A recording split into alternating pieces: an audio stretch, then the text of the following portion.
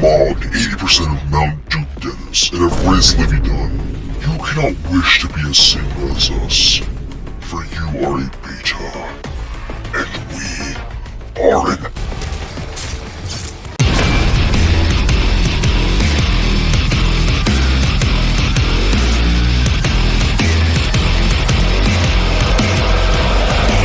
Doom Eternal, the 6th official installment of the Doom franchise, and the 2nd installment of the reboot. The prior game, Doom 2016, was an incredible success. While definitely not the greatest game ever, like the story sometimes making zero sense and the fictional aspect dialed up to 100, a major standout of the game was the combat and the gameplay, which resonated with people, but it wasn't met to its full potential exactly.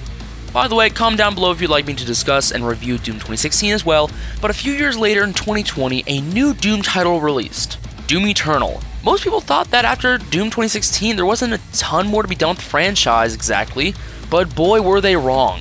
Doom Eternal is the definition of improvement. Literally on every aspect, Doom Eternal is better. Better gameplay, more intriguing story, more testosterone than ever before seen by the naked eye. You can't tell me that this image right here doesn't want to make you pump some iron or kill some demons. But what exactly makes this game so good? Well, that's what I plan to answer in today's video. So buckle up, this is going to be a very unorganized review of Doom Eternal. To start, I need to preface that this will be a spoiler-free review of the game. That means I will not be talking about the story whatsoever. But if you would like a good summary of the story, I'll leave a few links down in the description for some really good summary videos for the story. But anyways, I feel like it's only fair if we begin with the gameplay, seeing as how that's the main point of praise for the Doom games. In the beginning of the game, Doom Eternal gives you the basic info, but once it tells you that info, it doesn't repeat. Doom Eternal does not hold your hand whatsoever when it comes to teaching you gameplay. Yeah, there might be reminders in the form of tips as you're loading into a level, but Doom Eternal never pauses the gameplay to reiterate on something they've already taught you. They teach you something once, and that's it. So you better remember how to use your arsenal, which, speaking of arsenal, we have the weapons. Now, the weapon system for Doom Eternal is quite intriguing really. You start off with a few guns at your disposal, and a few items, but as you progress in the game, you find more and more weapons to expand your arsenal, as well as new gameplay features and tools, such as ice grenades, the flamethrower, and more. And what's intriguing about Doom Eternal is that you have a ton of tools and weapons at your disposal. And when I say a ton, I mean a ton. You have different types of grenades, different assault rifles, different shotguns, different BMGs, a chainsaw, flamethrower, and way more. But you slowly build all of this up as you progress, so you're not overwhelmed all at once. And so that way you can get a hang of all these weapons, and how they operate, and all of these weapons have their own ammo types as well. Attachments you can unlock for them as well, and help you out in certain situations, and also different perks for these weapons. You must figure out how to master all of these weapons that have their own pros and cons in order to beat the game. And that's another thing. When you unlock a new weapon, that doesn't mean that this new weapon is the only thing you're going to use for a little while until you unlock your next new shiny weapon. No.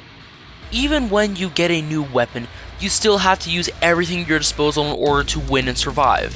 In Doom Eternal, you must be a master at utilizing everything at your disposal. Maxing out the right perks, using the right amount of ammo, paying attention to your surroundings so you can find the next health packs, bars to swing on, and walls to climb on. You also have to remember enemies' weaknesses because there isn't just a singular type of demon in this game.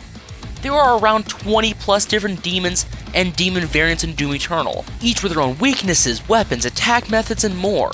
Not to mention the other types of enemies in this game, but you get the point.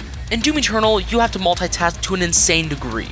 In Doom Eternal, you gotta also worry about mobility with dashes, and making sure you dodge enemies' attacks, as that can be detrimental in Doom Eternal, as there are 6 different classes of demons, each class having their own utilities, damage outputs, and more. Not to mention there are also bosses you can fight, that, as you could guess, are significantly tougher to fight than your normal Kako demon. I could talk about the weapons and demons for so much longer, but the main point is that in this game, there is no one holding your hand, no one is going to help you, you must learn to utilize every weapon at your disposal, and you must be a literal one-man army in order to beat the game. Doom Eternal doesn't go easy on you unless you make the difficulty that way, and even then, it can still sometimes be tough. But anyways, let's get into an aspect that I feel like is very underappreciated in Doom Eternal, that being the game design and map design. In Doom Eternal, you gotta be moving at 1,000,000 miles per hour in order to survive, which sometimes makes you forget the areas you're fighting in, which quite honestly are some of the most beautiful designs I've ever seen in gaming. The skyboxes are phenomenal, and the layout is perfect. Like, how did someone make this in a Doom game?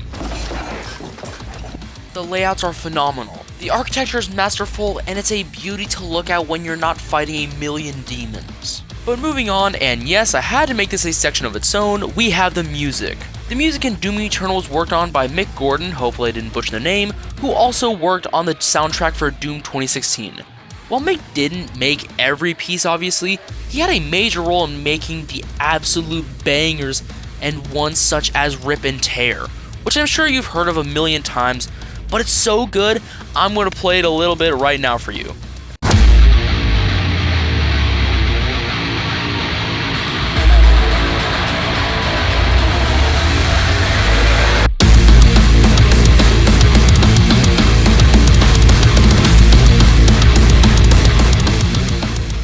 While music isn't the most important thing in a game, it sure does enhance the game to an insane degree with the music alone. And without this music in Doom Eternal, I don't believe the game would be as good as it is. Now, on to the story. And don't worry, I won't get into spoiler territory.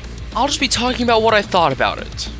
Now, this is a Doom game, so don't come into a Doom game looking for a 10 out of 10 story.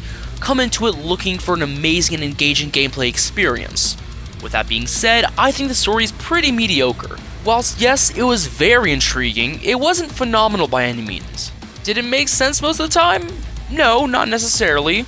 Did it have memorable characters? No, but that aspect doesn't matter because Doomguy makes up for it in virtually every way. The Doomslayer is such an interesting character and is really the only super important one. Like yeah, you have your villains, but they aren't necessarily amazing. Overall, the story is fine, but you come to play Doom for the gameplay and fun of it. With all these things I've stated in mind, Doom Eternal is a fantastic game. It's gritty, it's fun, it's mindless enjoyment. It's everything I want from a Doom game. But as a video game, what would I rate this game out of 10?